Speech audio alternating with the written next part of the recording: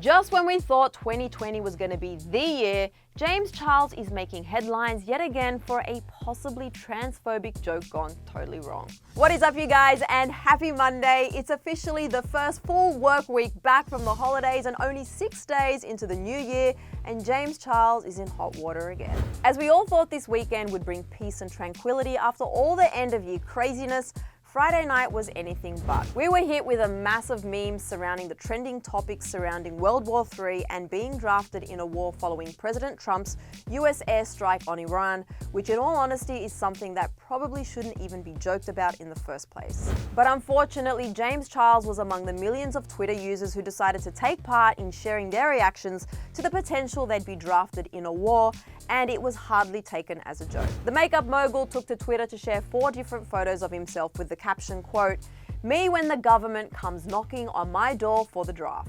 What James thought was a harmless joke making light of a shocking political decision was quickly turned into a social media firestorm with accusations of posing as a female in order to get out of something and transphobic. One user laid it all out for James, writing, "I'm gonna say you didn't realize the transphobia in this, but a cis makes saying he'd pose as a woman to avoid something, even as a joke, creates a narrative that trans people might only be trans to gain some sort of benefit, like how the GOP says men will claim trans identity too."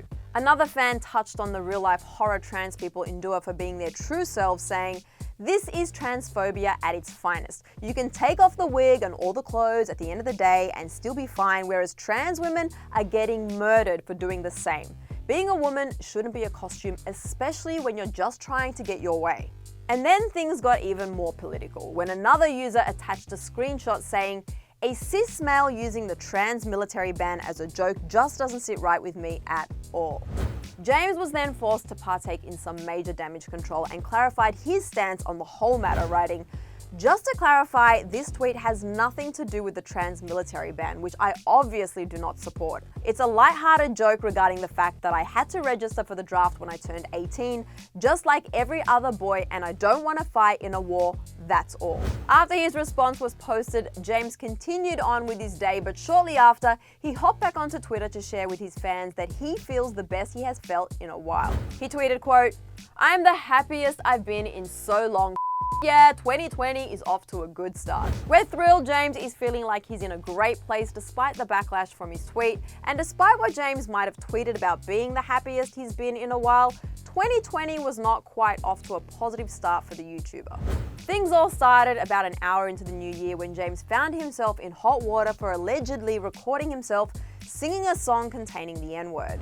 James immediately took to Twitter to slam the allegations, saying that he skipped over the word and specifically did not sing it, but unsurprisingly, it raised a lot of concern and fans were not as convinced. Then he made headlines again when he took to Twitter to share his excitement for the 2020 Coachella lineup, when fans accused him of poking fun at his infamous feud with fellow beauty YouTuber Tati Westbrook. He wrote, "This is about to be the best Coachella yet. No boys or vitamins, just good music, outfits, photos, and memories. Let's go." And cue the shade police. Fans were quick to catch on to James's caption, specifically the part about no vitamins dating back to all of the drama of last year. It's a lot to take in, am I right? Well, this seems like the right time to turn the conversation over to you guys. Did you find James's post about the draft offensive, or did fans take it a little too far? And also, what are your thoughts on his Coachella comments? Get to talking down here in the comment section below.